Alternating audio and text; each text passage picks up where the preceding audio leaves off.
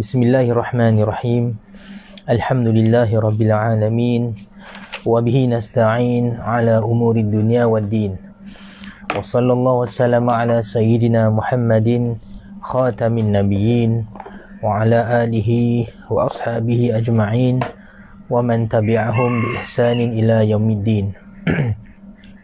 Subhanaka la ilma lana illa ma 'allamtana innaka antal alimul hakim. Allahumma rzuqna fahman nabiyyin wa hifdzal mursalin wa ilhamal malaikatil muqarrabin.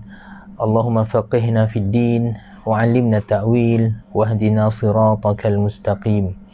Rabbi shrah li sadri wa yassir li amri wahlul 'uqdatam min lisani yafqahu qawli. Amin. Amma ba'du. Assalamualaikum warahmatullahi wabarakatuh. Alhamdulillah, syukur pada Allah SWT. Pada pagi ini kita dapat meneruskan sekali lagi dengan izin Allah SWT dan taufiknya pengajian kitab kita, kitab Bulughul Maram fi Jami' Adillatil Ahkam, salah satu daripada siri pengajian di Pondok Pakat, Kota Lama Kira ini. Jadi semoga Allah SWT mengurniakan keberkatan pada pengajian ini dan juga ilmu yang bermanfaat kepada kita semua, ilmu yang menambahkan iman dan taqwa kita pada Allah Subhanahu wa taala. Jadi insya-Allah kita sambung kitab Bulughul Maram ni, bab zuhud dan wara'. Pada pagi ni insya-Allah kita sambung hadis yang ke-9. Insya-Allah hadis yang ke-9. Wa bi sanadil muttasili ila al-Imam Ibn Hajar al-Asqalani rahimahullahu ta'ala qala wa 'anil Miqdami ibni Ma'di Karib radhiyallahu anhu qala qala Rasulullah sallallahu alaihi wasallam ma mala'a ibnu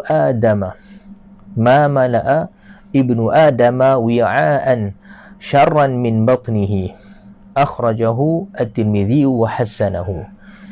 Maksud dia yang diterjemahkan oleh Syekh Muhammad Idris Al-Marbawi rahimahullah ta'ala, katanya, dan diriwayatkan daripada seorang sahabat Nabi yang bernama Al-Miqdam bin Ma'di Karib radhiyallahu anhu, katanya, telah bersabda Rasulullah sallallahu alaihi wasallam, tiada mengisi anak Adam akan bekas yang lebih busuk daripada perutnya. Hadis ni telah dikeluarkannya oleh Imam Tirmidzi dan mengatakan ia hadis hasan. Imam At-Tirmidzi dalam kitab Sunan beliau, metod beliau ketika mendatangkan satu hadis, beliau akan meletakkan satu hukum pada hadis tersebut. Hukum yang di sisi, maksud dia hukum di sini, hukum di sisi ahli hadis. Yang ini disebut, adakah hadis itu sahih, adakah hadis itu hasan, adakah hadis itu dhaif ataupun hadis itu gharib. Jadi istilah-istilah itu digunakan oleh Imam At-Tirmidzi dalam menilai hadis tersebut. Jadi bila Imam At-Tirmidzi mengatakan hadis hasan, di sisi ulama hadis, hadis hasan maksudnya hadis yang tidak sampai kepada darjat sahih, tetapi hadis tersebut bukan hadis yang dhaif, tetapi cuma dia tidak menempati ciri-ciri hadis sahih. Kerana ciri hadis sahih itu kadang-kadang ketat, kalau kita lihat kan sangat tegas para ulama hadis dalam nak meletakkan satu hadis tu sampai darjat sahih. Tetapi bila tak sampai, tetapi hadis tu juga bukan dhaif, maka dipanggil hadis hasan. Adalah sebab-sebab yang lain, panjang perbahasan dia di sisi ulama hadis dalam ilmu mustalah hadis. Dan hadis ni kata, kalau kita lihat salah satu daripada hadis yang menceritakan ataupun yang mendidik nafsu kita, maksud dia salah satu daripada hadis bab tahdzibun nafs, pendidikan jiwa, pendisiplinan jiwa, yang mana bab ini biasanya dibincangkan oleh para ulama dalam ilmu tasawuf. Jadi kalau kita lihat pada hadis ini, Nabi SAW sebut ma mala'a ibnu Adam, tidaklah anak Adam itu mengisi satu bekas wi'aan, satu bekas yang lebih busuk. Di sini dia terjemah sebagai busuk, syarran. Syar sini kalau ikutkan makna cara bahasa dia, maksud dia jahat dan buruk. Maksud dia tiadalah anak Adam itu mengisi satu bekas yang lebih buruk daripada perut dia sendiri. Sebagian hadis ini. Jadi apa yang difahami oleh hadis ini? Hadis ini menunjukkan bahawa kita sebagai manusia, Allah SWT jadikan pada diri kita ni fitrah, perkara-perkara yang memang secara fitrahnya kita perlu berhajat pada perkara tersebut. Di antaranya perkara yang kita hajat memang perlu sebagai manusia ialah makan. Tetapi Allah SWT juga menjadikan kita sebagai manusia ni dalam keadaan diuji. Allah Ta'ala menghendaki kita berada di atas muka bumi ini dan hidup di atas muka bumi ini dalam keadaan diuji oleh Allah SWT. Firman Allah Ta'ala, alladhi khalaqal mauta wal hayata liyabluwakum ayyukum ahsanu amala. Dia yang menjadikan kematian ataupun menciptakan kematian dan juga kehidupan itu untuk menguji kamu, siapa di kalangan kamu yang terbaik amalannya. Jadi sebagai orang beriman, orang Islam, satu perkara asas yang wajib kita letak dalam diri kita bahawa kita memang diuji. Dan antara ujian, Allah SWT jadikan keperluan dalam diri kita, tetapi Allah SWT menjadikan pada keperluan tersebut juga ujian. Seperti makan keperluan dalam diri kita, tetapi Allah Ta'ala menguji. Dalam kita nak makan ni, ada syariat yang Allah Ta'ala garis pandukan. Di sana ada makanan-makanan yang dihalalkan oleh Allah SWT, tetapi ada yang diharamkan. Jadi sebagai ujian pada diri kita untuk memilih makanan yang halal sahaja, kerana pertama sekali patuh pada perintah dan syariat Allah SWT. Dan kedua, dengan keadaan yakin bahawa apa yang Allah Ta'ala syariatkan ianya adalah maslahah, yakni kebaikan untuk diri kita di dunia, apatah lagi di akhirat. Jadi boleh jadi nafsu ataupun keinginan kita nak try makanan-makanan, sesuatu makanan, tetapi bila mana kita mengetahui bahawa syariat Allah SWT tidak membenarkan, maka kita menahan nafsu kita daripada makan perkara tersebut. Jadi perkara yang diharamkan oleh Allah Ta'ala ni, boleh jadi haram tu dipanggil haram li zatihi, haram pada syariat tu pada zat benda tu sendiri, seperti arak, babi dan juga binatang-binatang yang tak dibenarkan oleh Allah Ta'ala kita makan. Tetapi di sana juga ada binatang, ada perkara-perkara yang dipanggil haram li ghairihi. Haram tu sebab perkara lain, bukan pada zat dia. Seperti ayam, lembu, kambing, unta. Ni makanan-makanan yang binatang yang Allah Ta'ala halalkan pada kita. Tetapi ayam curi haram, tapi bukan haram pada zat dia, tapi pada benda yang mendatang. Maksudnya curi tadi tu, kalau mencuri tadi haram, maka ayam yang dicuri hukumnya haram. Jadi begitu jugalah perkara yang syubhat, seperti mana kita dah bincangkan sebelum ni. Jadi ujian bagi kita sebagai orang beriman, yang beriman dengan syariat Allah SWT, yang kita memang beriman tentang hari akhirat, besok segala amalan kita akan dihisap, akan dihitung. Jadi kita menahan kehendak diri kita, walaupun sesuatu perkara tu contohnya sedap, nampak menarik, tetapi ada unsur-unsur syubhat pada perkara tersebut. Kita ragu-ragu ke halal dia. Walaupun nafsu kita teringin, tetapi demi syariat, demi patuh pada Allah SWT, kita menahan nafsu kita. Itu namanya ujian. Dan jadi bila mana kita berjaya dalam ujian menahan nafsu ini kerana patuh pada syariat Allah Ta'ala, insya-Allah kita mengharapkan keselamatan diri kita pada hari akhirat dan juga keampunan pada Allah SWT. Dan akhir sekali yang kita harap adalah kejayaan kita masuk ke kampung kita balik, iaitu syurga Allah Subhanahu Wa Ta'ala. Tetapi nak kata bahawa dalam kita boleh makan benda-benda halal, tetap Allah Ta'ala menguji kita lagi. Dalam kita mengambil makanan tersebut, Allah Ta'ala menghendaki pada diri kita yang terbaiknya adalah dengan mengambil kadar perlu sahaja. Dan Nabi SAW tekankan pada hadis ini, bila mana walaupun satu perkara tu halal, tapi bila mengambil dalam keadaan berlebihan, seolah kita mengisi perut kita dengan keadaan yang buruk sangat. Maksud dia, kita akan menjadikan perut kita bekas yang busuk, bekas yang buruk, seperti mana yang Nabi SAW sebut. Jadi yang fadilah dia, yang kelebihannya dalam kita mengisi perut kita, kita isi kadar yang perlu saja. Itu terbaik sekali. Jadi hadis ini kalau kita lihat dalam riwayat Tirmizi sekalipun, sebenarnya ada sambungan dia, tapi tidak didatangkan oleh pengarang kitab sini kerana mengambil separuh saja. Jadi sambungan hadis tersebut, Nabi SAW sebut selepas mengatakan bahawa tidaklah anak Adam itu mengisi sesuatu bekas yang lebih buruk daripada perutnya. Kemudian Nabi SAW sebut sambungan hadis tersebut, fahasbu ibnu Adam luqaimatun yuqimna sulbahu.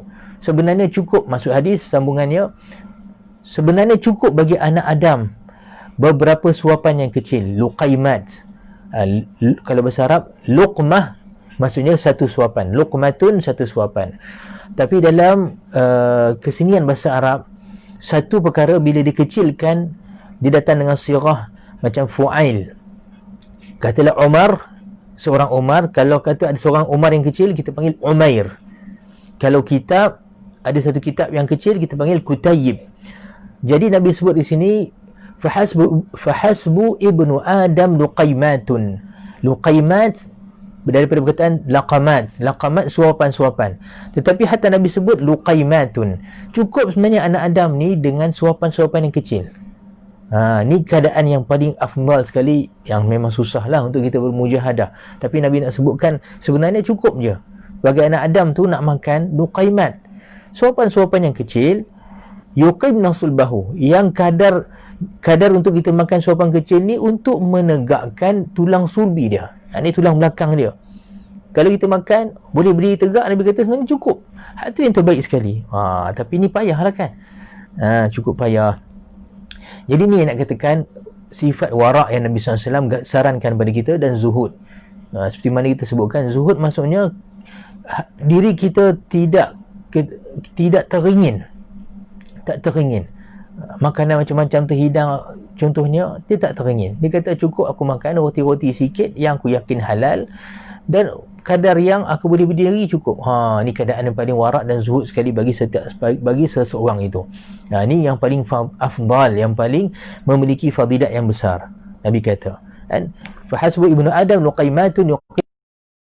Ni cukup anak Adam tu bagi dia suapan-suapan yang kecil dapat menenggakkan tulang belakang dia. Tapi Nabi sebut kemudiannya, kalau tak mampu macam mana? Fa in kana wa in kana fa'ilan la mahalata. Tapi sekiranya sambungan hadis tersebut memang dia terpaksa juga nak makan lebih, tak ada cara lain, makan sedikit tak boleh. Contohnya seorang yang kerja dia memang kerja berat, kerja kontrak, angkat simen, angkat batu bata. Memang kalau nak makan sikit-sikit dengan cara ahli warak, ahli sufi macam tu, tak mampu, tak daya kata nak kerja berat-berat dengan makanan yang sikit-sikit ni. Jadi Nabi SAW kata, kalaulah dalam satu hal tak mampu untuk buat perkara tersebut, fathuluthan li ta'amihi wa thuluthan li syarabihi wa thuluthan li nafasihi. Kalau tak mampu, terpaksa makan lebih juga. Tapi Nabi kata apa? Jadikan 1/3 makanan. Maksudnya jadikan bagi perut dia 1/3 makanan, 1/3 minum, dan 1/3 untuk bernafas.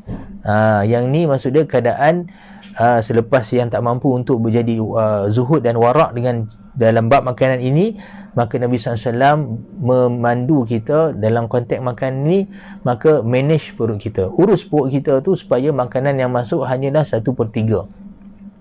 Kemudian dia 1/3 ni hadnya, maksudnya had dia 1/3 minuman, dan ada 1/3 tu kosong untuk nafas. Baik. Jadi inilah keadaan yang sepatutnya bagi kita orang-orang beriman, kan. Dalam satu riwayat lain Nabi SAW sendiri sebut, nahnu qaumun, hadis ni cuma saya sekarang ni tak ingat takhrij ya ataupun riwayat mana, nahnu qaumun la na'kulu hatta naju'. Kami adalah kaum yang kami takkan makan melainkan bila dah lapar baru makan. Tapi kami akan berhenti sebelum kenyang. Ini pun satu keadaan yang agak susah lah kan. Sebab kadang-kadang kita biasanya dah kenyang pun tibai lagi makanan, sampai sengkak kan. Orang Kedah kata sampai sengkak, maksudnya sampai tak larat nak masuk dah. Tapi inilah sebenarnya kalau ikutkan ajaran Nabi SAW, inilah sunnah sebenarnya yang patutnya kita amalkan, kan? Sunnah yang kita hidupkan. Baik, jadi para ulama membincangkan tentang masalah adab dan juga dipanggil taqlilu ta'am, mensedikitkan makanan ni. Terlalu banyak hadis dan juga perbincangan di kalangan ulama tentang fadilat kelebihannya. Malah para ulama mengatakan bahawa punca kepada seseorang tu tenggelam ke dalam, terjerumus ke dalam syahwat nafsu bermula dengan syahwat makan ataupun keinginan yang berlebihan pada makan. Sebab bila seseorang itu melampau kepada makan, maka dia akan memberatkan diri dia untuk ibadah dan akan mengajakkan nafsu dia untuk ke arah perkara-perkara syahwat yang lain.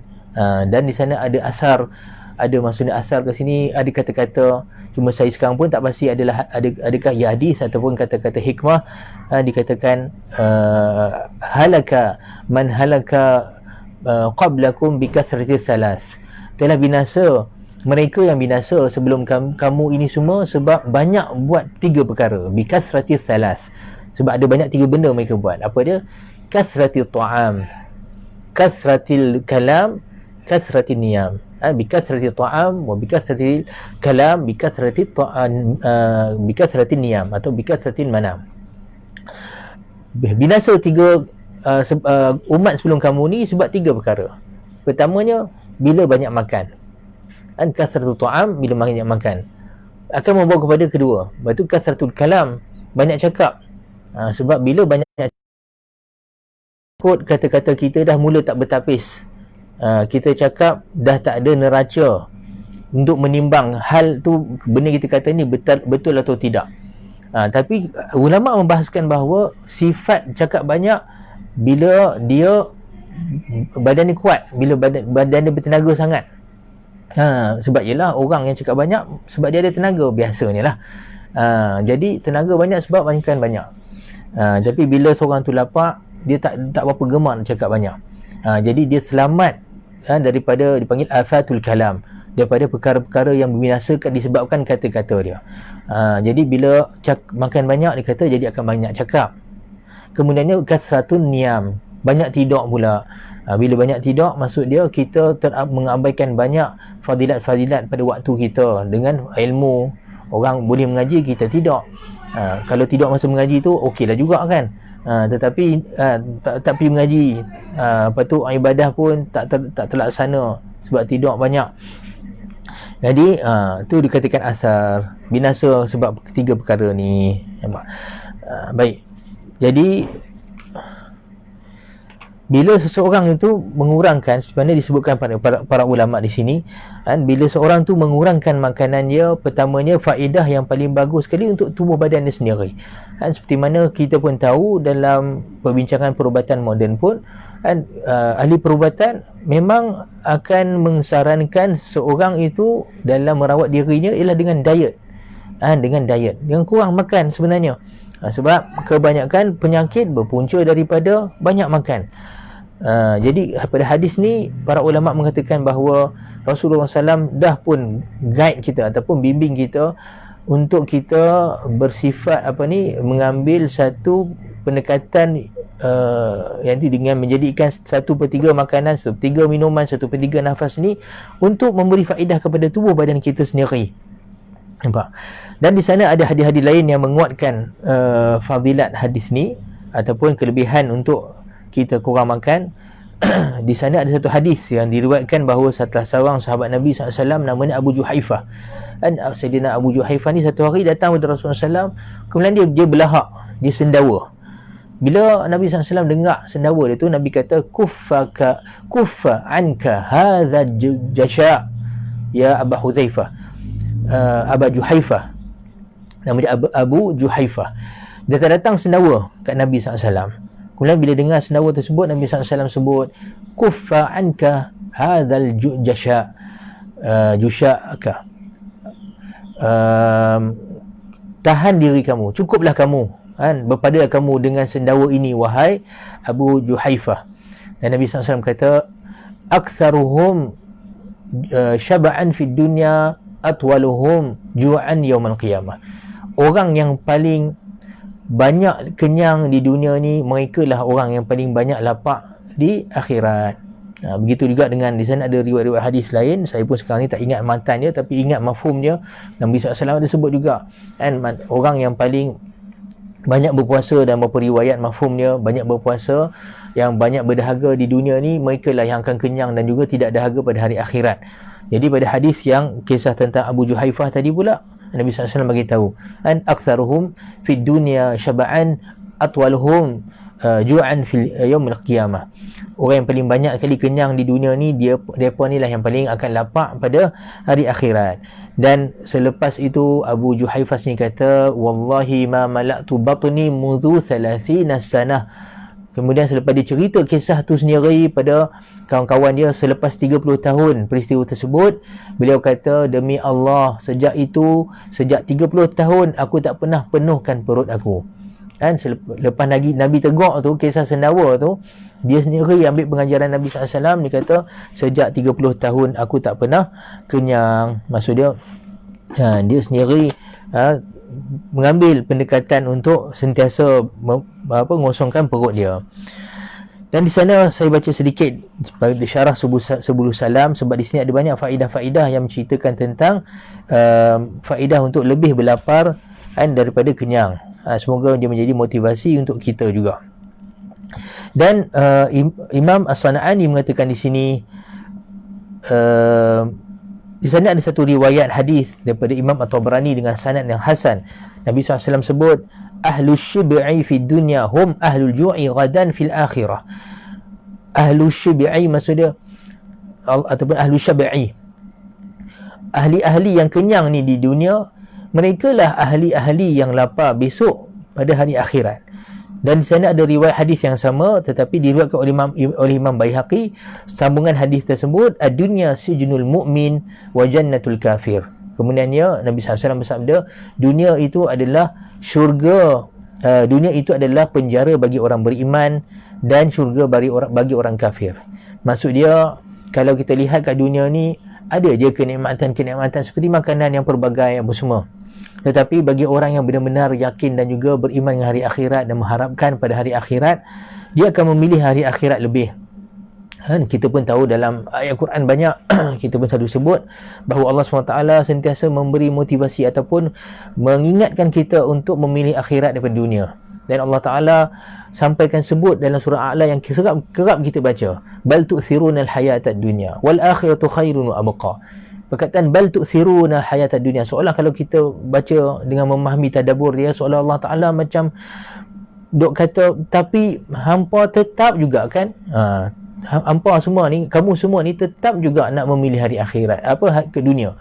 Bal tu'thiruna al-hayatad dunya, tapi kamu tetap juga nak memilih kan, tu'thirun ni maksudnya memilih di atas, maksud dia melebihkan kehidupan di dunia daripada akhirat.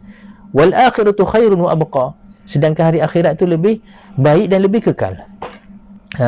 Kemudiannya hadis, jadi bagi orang beriman, Nabi SAW beritahu pula, dalam keadaan yang kita nampak ada perhiasan-perhiasan dunia, walaupun Allah Ta'ala ingatkan kita perhiasan dunia ni perhiasan yang menipu daya. Wa mal hayatud dunya illa mata'un ghurur, tidaklah kehidupan di dunia ni melainkan hanyalah perhiasan yang memperdayakan. Nabi SAW peringatkan pula bahawa dunia ni di sisi kita orang beriman sepertilah penjara. Ad-dunya sijnul mu'min wa jannatul kafir. Dunia ini adalah penjara bagi orang beriman dan syurga bagi orang kafir. Jadi kalau bagi orang beriman, kita tengok segala keindahan dunia apa semua ni, sepatutnya kita teringat hadis Nabi SAW. Ingat, tahan diri kita. Sebab banyak kesenangan di dunia ni, kebanyakannya akan mengheret kita pada hari akhirat, ataupun sekurang-kurangnya akan menyebabkan kita susah di akhirat. Hisab tu sangat susah, penghitungan sangat susah. Mengapa kita nak membawa banyak perkara-perkara yang menyebabkan kita akan rasa susah pada hari akhirat? Ini patutnya kita letakkan dalam pemikiran kita sebagai orang beriman. Ini orang yang yakin hari akhirat. Tetapi dah kata kafir, mereka tak beriman dengan akhirat. Mereka melihat segala-gala kemewahan ataupun kesenangan dan kenikmatan dunia ni perkara yang patut kita kecapi bagi orang yang bukan Islam lah. Sebab tu bagi mereka lihat dunia ini syurga bagi mereka. Malah di sana ada hadis yang sama juga, tapi diriwayatkan Nabi SAW Nabi SAW wasiat ataupun menasihati Sayyidina Abu Dzar Al-Ghifari radhiyallahu anhu. Nabi sebut, ya Abu Dzar, inna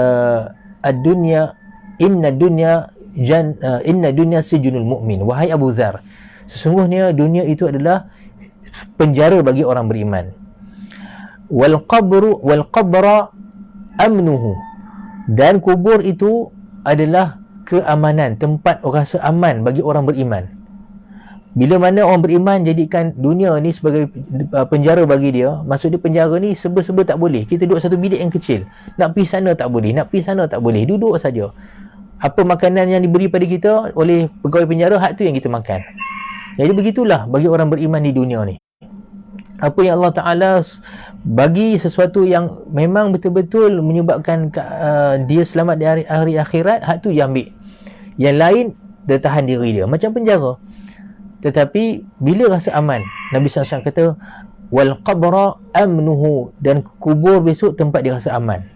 Nak rasa tenang besok bila dalam kubur, dah lepas soalan mungkar dan nakir, kemudian akan dibeluaskan tanah kuburan dia, ditunjukkan pada dia tempat akhirat dia, maka ketika tu dia rasa tenang. Kalau sekiranya Quran adalah teman di dunia, Quran akan menemani di dalam kubur besok. Betul Nabi kata wal qabra amnuhu wal jannatu masiruhu, dan syurga pula tempat besok dia akan pergi. Kemudian Nabi SAW kata, ya Aba Dzar, ala inna dunya jannatul kafir. Ketahuilah Abu Dzar bahawa ni syurga ini adalah syurga. Kemudian Nabi kata wal qabra azabuhu, tetapi kubur kelak akan jadi azab dia. Wan naru masiruhu, dan neraka tempat kembali mereka, yang orang kafir. Jadi kita akan lihat kita nak duduk tempat mana. Kalau kita nak duduk tempat orang beriman, seperti mana yang Nabi SAW telah pun pesan kepada Sayyidina Abu Dzar. Jadi kalau kita rasa kita punya sifat tak jadikan seperti syurga tu, maksud dunia ni seperti penjara, patut kita ada rasa risau dalam diri kita. Baik, jadi itu salah satu hadis yang menguatkan juga hadis yang kita bacakan sekarang ni, bahawa kalau nak makan seronok-seronok, ingatlah dunia ni memang penjara bagi orang beriman. Kemudiannya, baik, dalam satu riwayat daripada Sayyidina riwayat Ibnu Abi Dunya, bahawanya satu hari Nabi SAW sendiri dalam keadaan yang sangat kelaparan. Kemudian Nabi SAW ambil satu batu, kemudian letak kat perutnya. Yang ni Nabi SAW ikat sendiri perut Nabi SAW dengan batu tersebut untuk menahan kelaparan. Kemudian Nabi SAW sebut, ala rubba nafsin ta'imatin na'imatin fid dunya ja'iatun 'ariyatun yaumal qiyamah. Ketahuilah berapa banyak jiwa ataupun nafsu yang ta'imah, yang kuat, yang banyak makan, dan juga dalam keadaan yang na'imah, dan keadaan yang mewah di dunia ini. Jiwa inilah, maksudnya jiwa ini yang besok akan jadi lapar dan juga telanjang pada hari kiamat. Ala rubba mukrimin li nafsihi wa walaha muhinun. Dia kata ketahuilah berapa banyak orang yang memuliakan nafsu dia, ikut kehendak nafsu dia, tapi nafsu dia besok yang akan menghinakan dia. Ala rubba muhinin li nafsihi wa huwa laha mukrimun. Ketahuilah berapa banyak yang menghina nafsu dia, maksud dia tak ikut kehendak nafsu dia. Soalan menghina ke sini maksudnya nafsu nak ni apa semua dia tak bagi, dia lawan. Tetapi besok jiwa dia lah yang mulia besok pada hari akhirat. Baik, jadi itu salah satu daripada riwayat hadis. Baik, kemudiannya di sana juga ada hadis yang sahih seperti mana disebutkan oleh Imam As-Sana'ani di sini, minal israfi an ta'kula kullama ma ishtahaita. Di antara makna israf, maksud dia makna pembaziran, yang mana kita pun tahu Allah SWT tak suka orang yang membazir. Dan Allah Ta'ala sebut kulu washrabu wa la tusrifu innallaha la yuhibbul musrifin. Makanlah dan minumlah dan janganlah kamu membazir. Allah Ta'ala sebut, sesungguhnya Allah Ta'ala tidak suka orang-orang yang membazir. Innal mubadzirina kanu ikhwana syayatin. Dan Allah Ta'ala sebut dalam Quran, sesungguhnya orang-orang yang membazir itu mereka adalah saudara-saudara syaitan. Jadi kita bila dengar ayat Quran ini, maka kita sebagai orang beriman sepatutnya mengambil iktibar untuk kita jangan tercampak dalam kategori orang yang membazir ataupun mereka yang membuat pembaziran. Kemudiannya dalam satu hadis kat sini disebutkan bahawa wa minal israfi, di antara yang namanya pembaziran, an ta'kula kullama ishtahaita, bila mana kamu makan teringin, yang kamu berselera saja makan, maka itu pun dikira sebagai pembaziran. Ni susah ni, terutama zaman sekarang bila mana ada tausi'ah fil akl. Maksud dia kita punya jenis makanan pun dah macam-macam kan. Jadi teringin tu saja nak makan, teringin sama makan. walaupun selagi mana halal hukum dia. Tapi kita kena ingatlah, walaupun benda yang halal, besok hari kiamat tetap kena hisap, akan kena cek juga. Sebab itulah mereka, para sahabat salafus salih, ahli sufi, orang yang warak dan zuhud, walaupun benda yang halal, tapi mereka mengambilnya dalam kadar yang sangat sedikit, mana kadar yang perlu saja, kerana memikirkan dahsyatnya hisab yaumul qiyamah, ataupun penghitungan pada hari kiamat. Itu yang kita risau jugalah kat sini. Sana ada satu riwayat juga yang saya teringat, yang diriwayatkan oleh Imam As-Suyuti dalam kitab Tarikhul Khulafa. Satu hari Sayyidina Umar bin Khattab radhiyallahu anhu masuk ke dalam rumah anak dia, tapi saya pun tak ingat sini salah seorang anak dia, dan dia tengok anak dia sedang makan daging. Kemudian Sayyidina Umar kata, "Ma hadha?" Kata, "Ni apa ni semua ni, duk tengah seronok-seronok makan daging halal." Malah Nabi SAW sendiri makan daging. Tapi kita lihat bagaimana Sayyidina Umar sini nak mendidik anak-anak dia dengan didikan yang tegas, ataupun nak mendidik anak dia supaya bersifat lebih baik daripada tu. Jadi dia marah anak dia, kata, "Ni apa ni makan daging?" Jadi anak dia kata, "Laqad qarimna ilaiha ila lahmi." Kami ni qarimna, maksud dia kami ni teringin sangat, dah lama tak makan daging. Kemudian bila dengar tu Sayyidina Umar marah pula, dia kata, "Hal ta'kuluna kullama tuqrimun?" Hal ta'kulun kullama qarimtum? Dia kata, atau kama qal, apakah setiap benda yang kamu teringin, so kamu akan makan? Nampak no? Seperti mana kita sebutkan, bukanlah tak boleh kalau benda tu halal untuk kita makan apa semua, tapi nak kata mereka yang mempunyai yang di salafus salih, orang yang mempunyai martabat yang tinggi dalam iman apa semua, yang mereka mencari fadilat dalam kehidupan, mengharap ke hari akhirat, maka sedikit makan dan menahan syahwat pada makan itu adalah satu benda yang sangat besar fadilat dia. Baik, malah di sana ada riwayat juga dikeluarkan oleh Imam Baihaqi dengan sanad padanya adalah Ibnu Lahiyah. Di sini dia sebutkan Ibnu Lahiyah ni salah seorang qadhi pada Mesir, tetapi riwayat hadis dia jadi dhaif sikit, sebab dia asal dia riwayat hadis daripada kitab dia, kemudian kitab dia terbakar, kemudian dia cuba riwayat daripada hafalan dia, dan banyak kesilapan dalam periwayatan dia. Jadi hukum para ulama kata hukum riwayat Ibnu Lahiyah ni dhaif, tetapi kita ambil pengajaran pada hadis kat sini, dan diriwayatkan daripada Sayyidatina Aisyah radhiyallahu anha, Nabi SAW nampak dia pada satu hari itu aku makan 2 kali. Ra'an Nabi SAW qad akaltu fil yaumi marratain. Nabi SAW satu hari nampak aku, yang ni Sayyidatina Aisyah kata, makan 2 kali pada satu hari. Kita biasa makan 3 kali kan, tu standard lah, tapi kadang sampai 5-6 kali. Tapi di sini Sayyidatina Aisyah kata, bila Nabi nampak makan 2 kali, Nabi SAW kata, "Ya Aisyah, amma tuhibbina an la yakuna laki syaghadun illa jawfak?" Dia kata, apakah kamu suka kamu ni tak ada kerja lain melainkan rongga dalam perut kamu saja? Al-aklu fil yaumi marratain minal israf. Dan Nabi SAW sebut makan dalam satu hari sampai 2 kali itu daripada pembaziran. Wallahu la yuhibbul musrifin. Dan Allah Ta'ala tidak suka orang-orang yang melampau musrifin. Ini seperti mana yang diriwayatkan oleh Imam Baihaqi. Nampak no? Baik. Kemudian di sana ada hadis lain juga yang diriwayatkan oleh Imam At-Tabrani dalam Awsat, yakni Mu'jam Awsat beliau, "Sayakunu rijalun min ummati ya'kuluna alwana ta'ami wa yashrabuna alwana syarabi wa yalbasuna alwana thiyabi wa yatashaddaquna fil kalam fa ulaika syiraru ummati." Yang ini pun hadis yang juga menakutkan kita lah.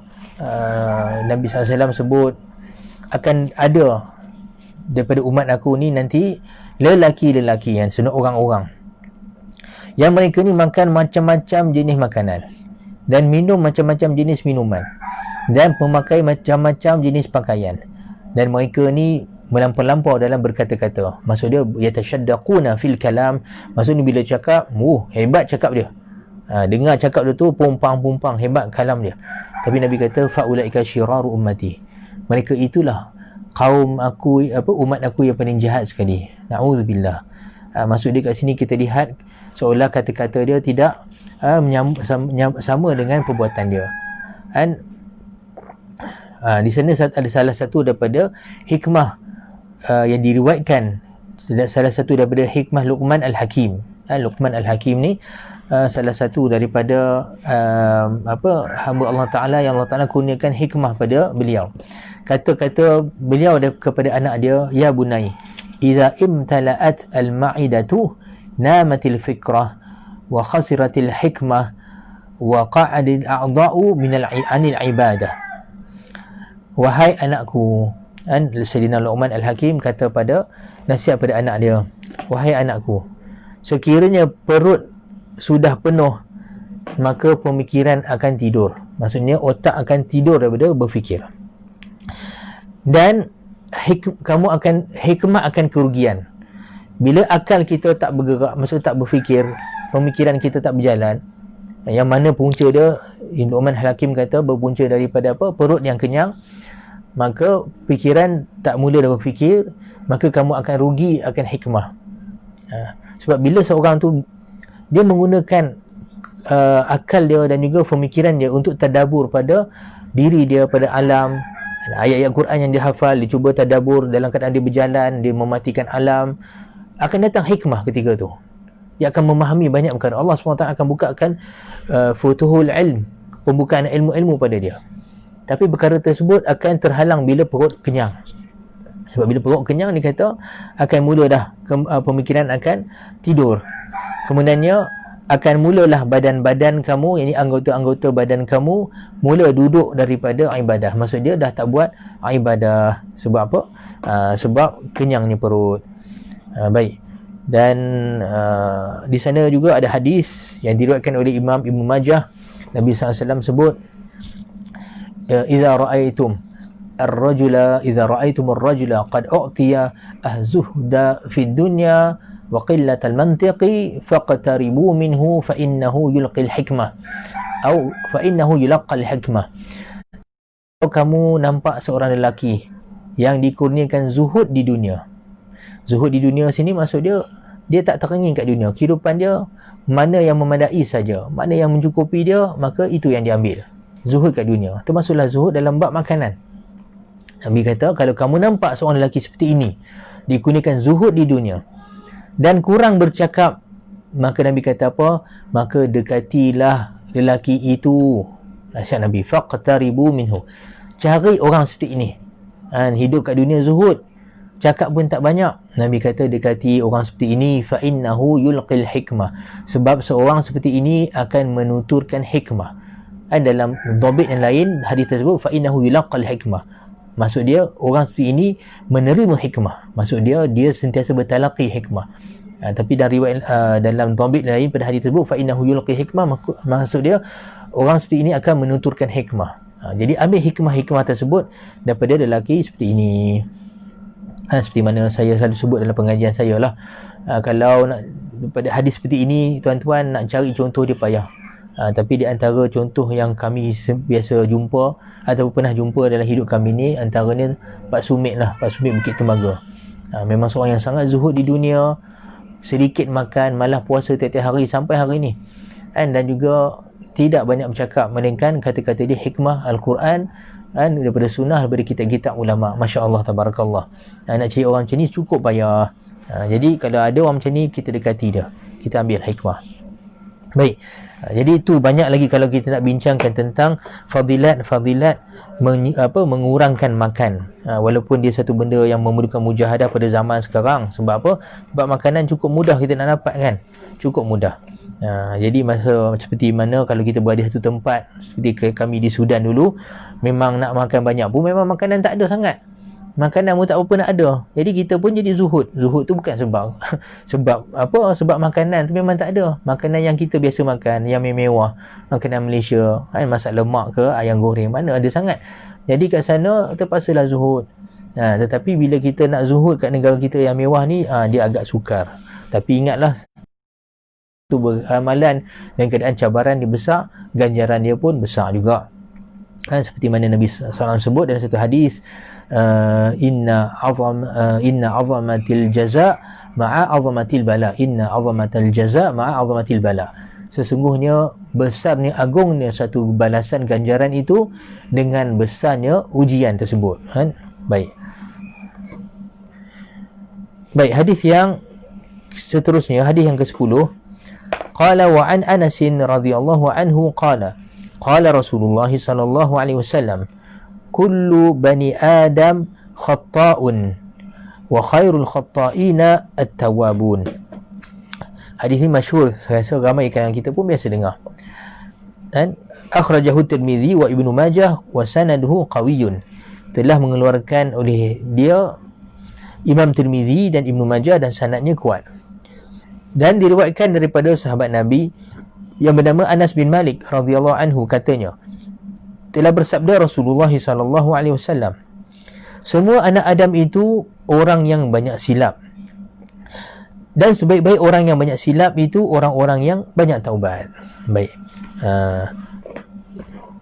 Kullu bani Adam khata'un. Setiap anak Adam. Kita ni anak Adam lah, manusia kan. Sebab ayah kita pertama sekali yang diciptakan oleh Allah Ta'ala adalah Nabi Adam AS. Dan Nabi SAW sebut sini setiap anak Adam khata'un. Kalimah khata' sini dalam bahasa Arab dipanggil sirah mubalaghah. Sirah mubalaghah maksud dia satu perkataan yang menunjukkan sangat. Kalau orang yang buat salah dipanggil khati'un ataupun mukhti'un. Khati'un dia telah silap, ataupun mukhti'un telah buat silap. Tapi kalau sebut khata'un maksud dia sangat banyak buat silap. Nampak no? Sebab tu kan penterjemah sini pun dia kata orang yang banyak silap, banyak sekali kesilapan dia buat. Maksud dia kita nak katakan bahawa manusia lazimnya ataupun ghalibnya manusia ni memang tak terlepas daripada kesilapan.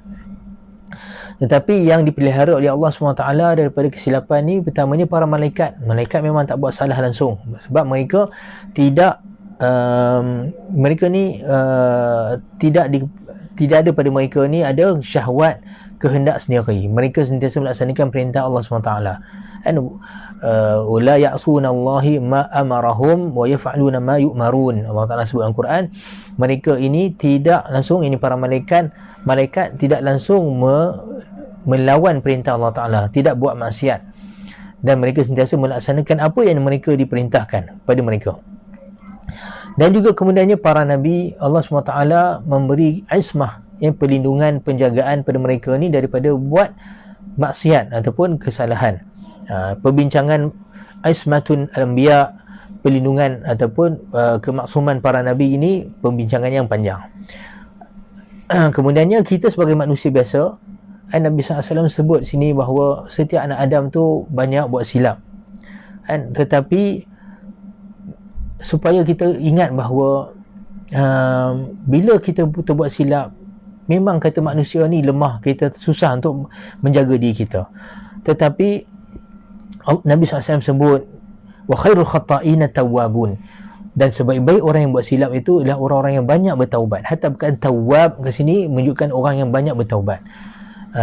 Jadi janganlah kita rasa bahawa pertamanya dah hadis ini kita akan senang dengan mudah untuk terlepas daripada kesilapan.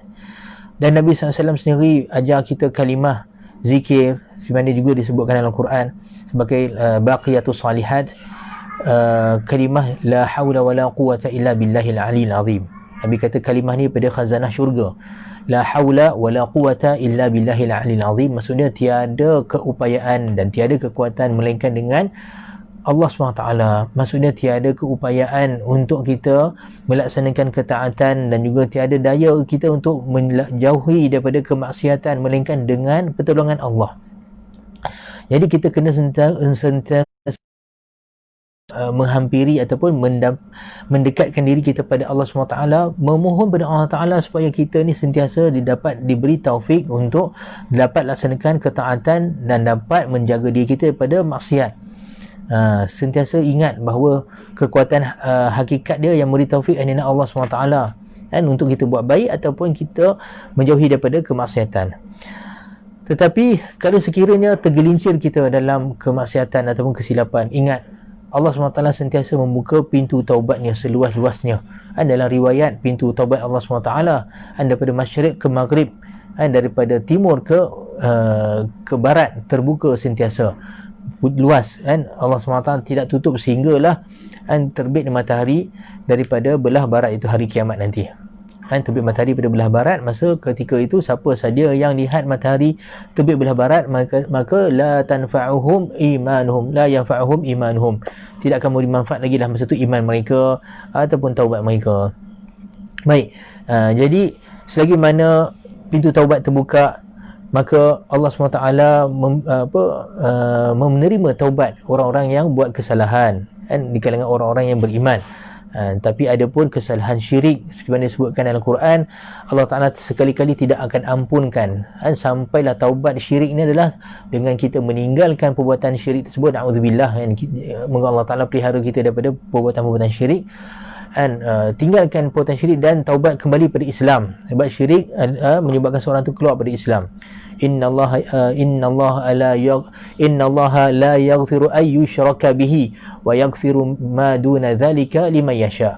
Sungguhnya Allah Taala tidak mengampunkan dan dosa yang mana dia disyirikkannya. Maksudnya Allah Taala tidak mengampunkan dosa orang yang mensyirikkan Allah Taala, tetapi Allah Taala mengampunkan selain pada dosa tersebut siapa saja yang dikehendaki. Jadi kita mengambil peluang kan kesilapan kita dengan bertaubat pada Allah SWT. Dan juga dan sana ada hadis yang lain yang mana hadis sahih, hadis itu sahih dalam Bukhari dan Muslim, seingat saya, bahawa Nabi SAW sebut innallaha la yafrahu bi taubati abdin. Sungguh Allah Ta'ala tu innallaha asyadu farhan, Allah Ta'ala tu lebih bergembira dengan taubatnya seorang hamba, lebih lagi dengan kegembiraan seorang yang lelaki yang mana bermusafir kat padang pasir, yang mana dia rehat di bawah satu tempat dekat satu pokok, tiba-tiba bila dia jaga-jaga tengok-tengok unta dia hilang. Unta dia hilang dan di atas unta itulah makanan dia dan segala-gala keperluan dia. Maksud dia tinggal selai sepinggang bila unta tu hilang, dan dia cari unta dia kiri kanan semua sampailah dia memang dah putus asa dah. Dan satu riwayat dikata sehinggakan dia baring di atas padang pasir tunggu mati saja. Tengah-tengah padang pasir dia kata unta dia hilang. Maksud dia nak jalan pun tak boleh, makanan pun semua tak boleh. Dia kata tunggu mati je lah. Sampai situ sekali putus asa. Dalam keadaan tersebut dia dah terbaring atas padang pasir tunggu mati. Tiba-tiba tengok atas kepala dia unta dah ada balik, dan di atas unta tu makanan dia segala-galanya. Dan dia bayangkan Nabi SAW nak bagi tahu pada kita satu gambaran bagaimana keadaan gembira tersebut selepas satu hal keadaan yang kita memang seolah macam putus asa dah, macam fikir tiada keselamatan, tiada jalan keluar melainkan mati saja. Tiba-tiba datang unta dengan keadaan yang tiba-tiba saja. Bagaimana perasaan gembira tersebut? Dan sehinggakan Nabi kata kegembiraan tersebut menyebabkan dia terlalu gembira. Dia kata apa? Allahumma anta abdi wa ana rabbuk. Ya Allah, kaulah hamba aku dan aku adalah Tuhan kau. Dia kata apa? Dia silap akhta'a minal farha. Kerana terlalu gembira hatta dia silap cakap. Patutnya dia nak cakap oleh kerana gembira pada Allah Ta'ala. Dia kata ya Allah, engkau lah Tuhan aku, akulah hamba engkau. Tapi oleh kerana terlalu gembira sampai lidah dia bersilap. Dia kata apa? Ya Allah, engkau lah hamba aku, akulah Tuhan kau. Silap. Tetapi Nabi SAW kata apa? Perasaan tersebut, kalau kita bayangkan, kata satu gambaran yang keadaan yang sangat gembira. Tapi Nabi kata Allah lebih gembira daripada gembira hamba yang tadi ni dengan taubat seorang hamba. Bila kita buat silap apa semua, kemudian kita duduk di hadapan Allah SWT, kita merintih dan menitis air mata, bertaubat atas kesalahan kita, Allah lebih gembira dengan hal keadaan tersebut. Dalam satu hadis kursi, man atani masyan ataituhu harwalah. Siapa yang datang pada aku, hadikal hamba aku datang dalam keadaan yang berjalan, maka aku datang pada dia dalam keadaan berlari-lari anak, harwalah. Man atani shibran ataituhu ba'an. Siapa yang datang pada aku ni sejengkal, aku datang pada dia satu depa. Yang ni bukanlah masuk ke sini kan, hadisnya hadis mutasyabihah. Yang maksud hadis mutasyabih, bukanlah kita boleh bayangkan Allah Ta'ala tu seperti makhluk yang kita ni lari apa semua, tapi gambaran nak menunjukkan bahawa kalau kita ni usaha kita nak dekat Allah Ta'ala tu sedikit, sebenarnya rahmat Allah Ta'ala tu lebih pada kita. Kalau kita sekiranya cuba nak mendekatkan kita dan bertaubat sikit, pengampunan Allah Ta'ala tu lebih daripada hak yang kita minta pengampunan sendiri. Jadi betullah Nabi SAW sebut, ingat bahawa kita anak Adam semua buat silap. terutamanya kita yang tak capai lagi nafsu mutmainnah ni kan, kita tak capai nafsu mutmainnah, kita masih lagi nafsu silap ada, kalau ialah kita ni masih lagi ada yang nafsu amarah bisu, asal nak buat jahat saja buat, tak kisah pun.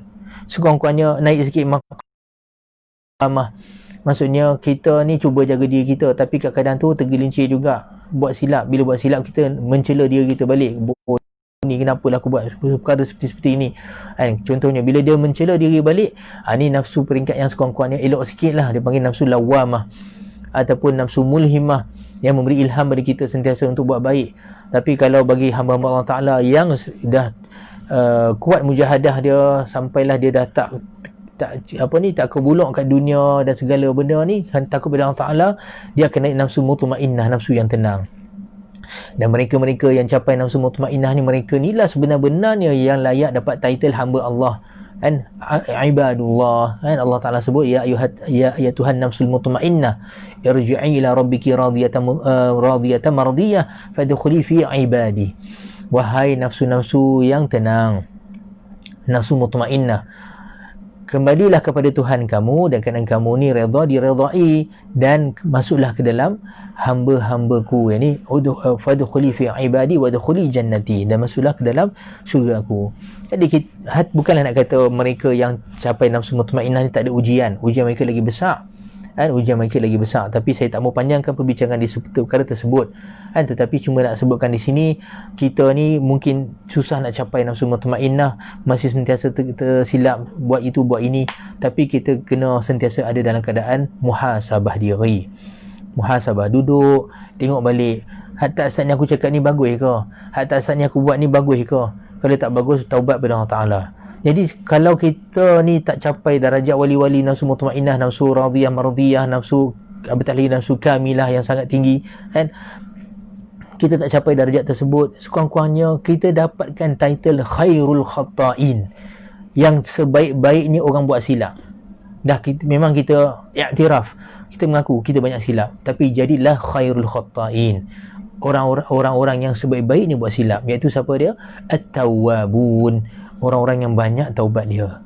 Taubat malah dalam ilmu tasawuf, para ulama sufi semua kata tak akan capai jalan kewalian melainkan pintu pertama dia sekali nak masuk pintu kewalian ni lah pintu taubah.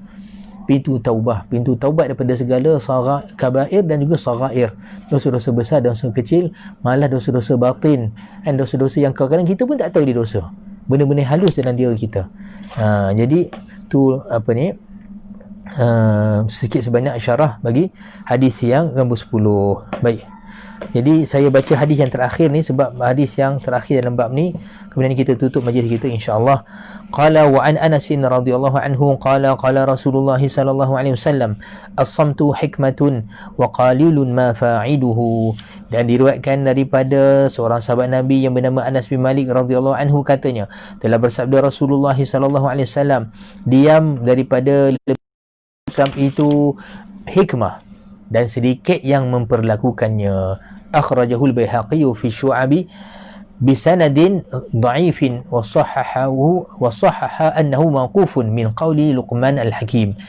Telah mengeluarkan hadis ni oleh Imam Al-Baihaqi dalam kitab Syu'ab, yakni kitab Syu'abul Iman. Dia ringkaskan kitab Syu'ab kata. Tapi kitab asal Imam Baihaqi nama dia Syu'abul Iman. Kitab yang besar, lebih kurang 4 jilid lebih kurang. Dan kata pengarang kitab dengan sanad yang dhaif dan mentasihkan ia akan bahawasanya ia mauquf daripada perkataan Luqman al-Hakim. Maksud dia dalam kitab Syu'abul Iman riwayat Imam Baihaqi ni seolah hadis ni hadis marfu', hadis kata-kata Nabi sallallahu alaihi wasallam. Tetapi Imam Ibn Hajar kata lebih sahih bahawa dia adalah hadis mauquf. Hadis mauquf ni sebenarnya tak sampai pada kata-kata Sayyidina Rasulullah SAW, tapi dia adalah salah satu pada hikmah Luqman al-Hakim. Kata-kata beliau apa? As-samtu hikmatun. As-samtu maksudnya diam itu adalah hikmah. Diam itu sendiri adalah hikmah. Kita tak bercakap. Wa qalilun ma fa'iluhu, tetapi sedikit sekali orang yang buat. Nampak? Kalau kita baca kisah salafus salih, kisah para ulama terdahulu, antara sifat mereka yang terpuji, mereka ni tak banyak cakap, sedikit sekali kata-kata mereka. Malah sana ada riwayat bahawa Sayyidina Abu Bakar Siddiq radhiyallahu anhu sehingga letakkan batu kecil di dalam mulut dia. Supaya apa? Supaya dia tidak mudah-mudah berbicara, tidak mudah-mudah cakap. Sebab bila ada benda dalam mulut, bila ada orang tanya apa semua nak cakap, dia kena keluarkan dulu batu tu. Jadi dia kata supaya dia nak keluarkan batu tu, dia dan fikir kata ini bagus ke tak bagus. Begitu juga diriwayatkan oleh Imam dikatakan Imam Asy-Syafi'i radhiyallahu anhu, Imam Syafi'i kan kurang bercakap, malah susah sekali nak menjawab satu soalan. Dia banyak diam baru dia cakap. Dan Imam Syafi'i pernah kata supaya aku lihat diri aku di syurga ataupun di neraka selepas mengeluarkan kata-kata ini. Dan banyaklah kalau kita lihat kisah-kisah para ulama salafus salih itu, utamanya di kalangan ulama yang terdahulu dan ulama rabbaniyin, yang mana mereka ni sedikit sekali bercakap, malah diam itu adalah hikmah. Dan dikatakan kisah Luqman Al-Hakim ini ada riwayat mengatakan kata-kata beliau ni ada kisah dia, iaitu pada satu hari Luqman Al-Hakim masuk dekat Nabi Daud AS. Kemudian dia nampak Nabi Daud sedang menyediakan baju perisai. Ini baju besi perisai. Seperti mana kita maklum Allah SWT kurniakan pada Nabi Daud AS ni kelebihan dilembutkan besi oleh kepada Nabi Daud. Nabi Daud ni dia boleh anyam besi dengan tangan dia saja. Kalau ikutkan besi ni benda berat, benda besi, benda keras. Tapi Allah SWT kurniakan Nabi Daud, dia boleh besi tu lembut macam plastisin dia, boleh bentuk-bentukkan. Dan Nabi Daud AS lah dalam riwayat yang pertama sekali buat baju besi daripada anyaman besi. Kalau ikutkan dulu kan baju besi tu satu plate besar, satu keping besar, jadi berat pakai dan susah nak bergerak. Kemudian Nabi Daud AS lah yang buat baju besi daripada rantai-rantai besi. Jadi mudah, jadi macam satu pakaian, mudah nak pakai. Dan dikatakan Luqman Al-Hakim satu hari jumpa Nabi Daud tengah siapkan baju besi tersebut. Dan Luqman tak pernah nampak, tak pernah tengok lagi baju besi tu. Tak pernah tengok lagi. Jadi dia pun terasa takjub, kata apa benda tersebut. Dan dia nak tanya kepada Luqman. Luqman Hakim nak tanya kepada Nabi Daud. Tapi sebenarnya kita maklum Luqman ni seorang yang hikmah, ahli hikmah. Dan ketika dia nak tanya tu, datang hikmah dia. Dia pun hikmah dia memberitahu pada dia bahawa lebih baik diam. Sebab soalan yang tidak memberi banyak faedah untuk diri dia. Kata. Jadi dia pun senyap. Jadi bila dia senyap tu, tak lama lepas tu, selepas selesai, Nabi Daud pun angkat baju besi tersebut. Nabi Daud sendiri kata pada Luqman, dia kata, ya. Dia kata, ini adalah baju besi, perisai besi untuk peperangan. Selepas dengar kata-kata Nabi Daud tu, Luqman Hakim pun kata, as-samtu hikmah. Diam tu sendiri adalah hikmah. Dia dapat ilmu tanpa bertanya sekalipun. Nampak? Macam tu dia riwayatkan kisah tersebut. Jadi, cuma di sini, di sana ada banyak riwayat lain juga menceritakan bahawa kalau nak lihat tanda tanda akal seseorang itu, kita lihatlah sifat diam dia. Kalau sekiranya dia seorang yang banyak diam daripada banyak bercakap, maka setengah ulama kata maka hukumlah bahawa kecerdikan akal dia. Wallahu a'lam bisawab. Jadi semoga Allah SWT kurniakan kepada kita sifat-sifat akhlak-akhlak yang terpuji ini untuk jadikan perhiasan diri kita, dan tiadalah taufik untuk mendapat segala kelebihan tersebut melainkan daripada Allah SWT. Jadi saya mohon maaf sekiranya sana ada kasar bahasa atau salah silap. Yang baik daripada Allah SWT salah silap, dan kekurangan daripada kekurangan saya sebagai manusia biasa. Aqulu qouli hadza wa astaghfirullah li wa lakum. Assalamualaikum warahmatullahi wabarakatuh.